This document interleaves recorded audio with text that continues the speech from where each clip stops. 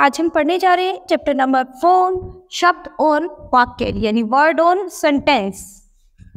तो शब्द और वाक्य क्या क्या होते हैं वो आज हम पढ़ेंगे। सबसे पहले देखते हैं शब्दों के बारे में देखते हैं। क्या आपने कोई मकान बनते देखा है?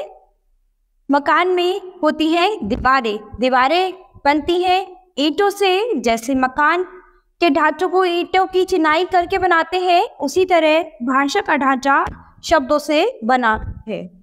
तो यानी यहाँ पर सबसे पहले क्वेश्चन आपका आता है कि मकान आपने कभी बनते हुए देखा है? तो मकान किससे बनता है? दीवारों से बनता है। और दीवारें किससे बनती है? ईंटों से बनती है। तो जैसे ही मकान के ढांचे को ईंटों की चिनाई करके बनाते हैं, उसी तरह से जो भाषा का ढांचा है वो किससे बना है?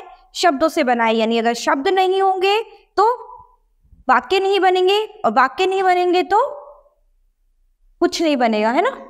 तो पहली चीज है शब्द वर्णों के मेल से जो है वो शब्द बनते हैं। यानी हमारी सबसे छोटी इकाई क्या है?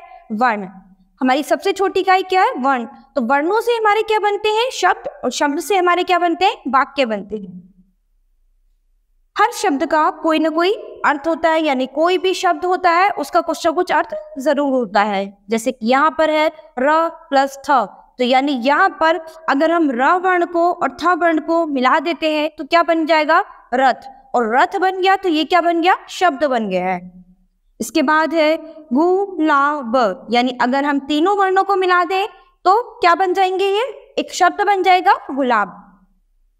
इसी तरह साइकिल में सा प्लस छोटी की मात्रा, फिर की, फिर ला। तो इस तरह से हम इन पूरे वर्णों को मिला देते हैं तो हमारा क्या वर्ड बन जाएगा? साइकिल। तो जो कि एक क्या बन गया? शब्द बन गया। अगर वर्णों के मेल का कोई अर्थ न निकले तो उसे शब्द कहते हैं। यानी अगर वर्णों के मेल का कोई अर्थ न निकले तो उसे क्या कहते हैं? शब्द कहते हैं। जैसे कमल, कलम, लेकिन ये दोनों हमारे क्या हैं? शब्द हैं, इनका कोई अर्थ है। लेकिन अगर हम ल का म कर दें तो ये क्या है? गलत। यानी अगर कुछ वर्ण आगे पीछे या कुछ भी किसी भी तरह से अगर हम मिला दें जिसका कोई अर्थ ही ना हो तो उसका कोई अर्थ नहीं निकलेगा। यानी वर्णों का मेल कुछ इस तरह से होना चाहिए जिससे कुछ ऐसे शब्द बने जिनका कोई अर्थ हो। यानी बिना अर्थ के शब्द बेकार है। ल क म का कोई अर्थ नहीं है, इसलिए शब्द बनाते समय वर्णों का सही जगह पर ही प्रयोग किया जाना चाहिए।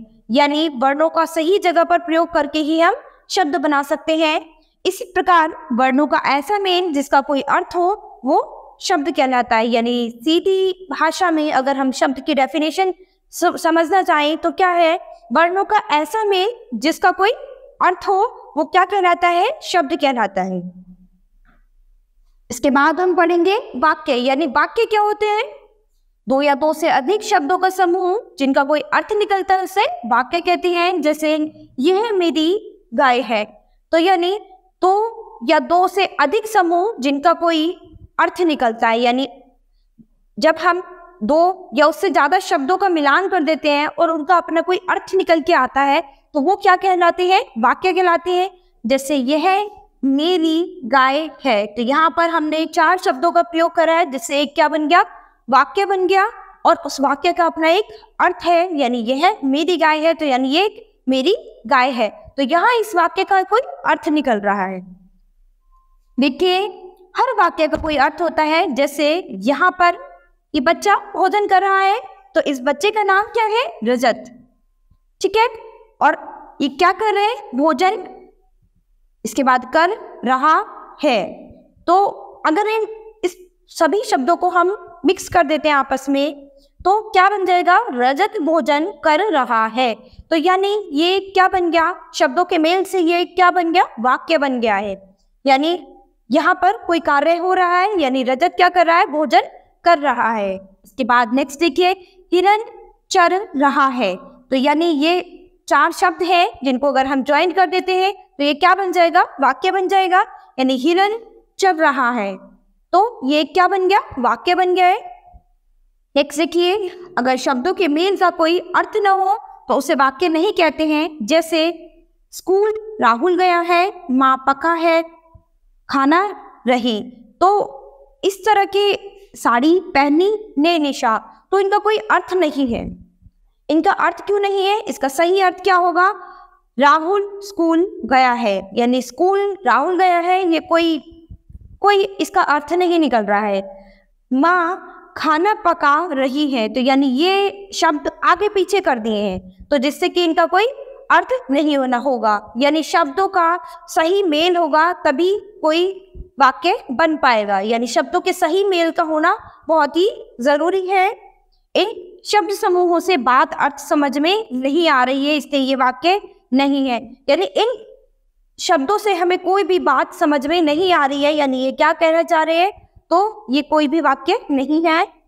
इन्हें इस तरह भी लिख सकते हैं, यानी इन्हें हम चेंज करके इस तरह से लिखें तो ये सही वाक्य बन जाएंगे। यानी राहुल स्कूल गया है, माँ खाना पका रही है, निशा ने साड़ी पहनी है। तो यानी ये अगर हम इस तरह से लिखेंगे तो ये सही वाक्य बन जाएंगे। इन शब्द समूहों से बात अर्थ समझ में आ रही है, इसलिए ये वाक्य है। यानी इन शब्दों से हमें सही अर्थ यानी सही वाक्य समझ में आ रहा है, जिसके लिए ये वाक्य कहलाए जा सकते हैं। अब हमारे पास एक्सरसाइज आती है जिसमें हमें सही उत्तर के सामने राइट का चिन्ह लगाइए, यानी क्वेश्चन नंबर फर्स्ट, शब्द किसे कहते हैं? यानी वर्णों के समूह को हम क्या कहते हैं? शब्द कहते हैं। वाक्यों के समूह को शब्द नहीं कहते, वर्णों के समूह को हम शब्द कहते हैं। नेक्स्ट है, किन्हें जोड़कर वाक्य बनाए जाते हैं? वाक्य किसे जोड़कर बनाए जाते हैं? शब्दों को या फिर वर्णों को? शब्दों को जोड़कर वाक्य बनाए जाते हैं, यानी जितने भी शब्द जोड़ेंगे उतना ही वाक्य बनेगा। यानी शब्दों को जोड़कर हम क्या बनाते हैं? वाक्य बनाते हैं। और शब्द किससे जुड़कर बनते हैं? शब्द वर्णों से जुड़कर बनते हैं, और वाक्य जो है वो शब्दों से जुड़कर बनते हैं। नेक्स्ट है, ब एवं ल वर्णों के मेल से कौन सा शब्द बनेगा? यानी ब एवं ल वर्णों के मेल से कौन सा शब्द बनेगा? बल। ठीक है, तो क्वेश्चन नंबर नेक्स्ट देखिए, चित्र पहचान कर शुरू का स्वर लिखिए और शब्द पूरे कीजिए। यानी हमें चित्रों को पहचानना है और शुरू का स्वर लिखना है और शब्द को पूरा करना है। तो जैसे कि यहाँ पर क्या है, ये आम है, तो खाली म लिखा हुआ है, तो यानी यहाँ पर हम क्या ऐड करेंगे? आ। तो यानी क्या बन जाएगा? आम। इसके बाद ये क्या है? गिफ्ट है, यानी उपहार है, तो ऊ की मात्रा लगाएंगे, यानी उपहार। इसके बाद ये क्या है? हमारी ओखली है, तो यानी इसमें ओ लगा देंगे, तो ये क्या बन जाएगा? ओखली।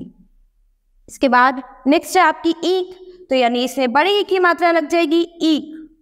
इसके बाद है औरत, तो यानी औ की मात्रा आपकी लग जाएगी, तो ये क्या बन जाएगा? औरत। तो ये कुछ चित्र दिए हुए थे जिसमें हमें आगे स्वरों का प्रयोग करके उन्हें शब्दों को बनाना था, जो कि हमने बना दिया है। अभी क्वेश्चन नंबर नेक्स्ट देखेंगे। चित्र देखकर सही व्यंजन से शब्द पूरे कीजिए, यानी चित्रों को देखना है और सही व्यंजन का प्रयोग करना है जिससे सही शब्द बने। तो यहाँ पर हम ये क्या है? शलगम है, तो यानी सही व्यंजन क्या यूज होगा यहाँ पर? शलगम, यानी ल वर्ण ल व्यंजन यूज होगा। इसके बाद ये क्या है? बर्तन, तो यानी यहाँ पर क्या यूज होगा? र, आधा र, हाफ र यूज होगा त के लिए, त के ऊपर, तो यानी यहाँ पर क्या बनेगा? बर्तन। इसके बाद यहाँ पर ये क्या है? गुलाब, तो यानी ब व्यंजन यहाँ पर हम यूज करेंगे। इसके बाद ये क्या है? नल, तो यानी यहाँ पर ल व्यंजन जो है वो हम यूज करेंगे। तो इस तरह से हमने व्यंजन का यूज करके इन शब्दों को बनाया है। नेक्स्ट क्वेश्चन देखते हैं, नए शब्द बनाइए। तो हमें यहाँ पर कुछ नए शब्द बनाने हैं, जैसे छात्र, ताला, कार, कुछ भी आप जो आपको शब्द आपके दिमाग में आएंगे वो आप शब्द यहाँ पर बनाएंगे। ठीक है, तो ये आप होमवर्क में करेंगे।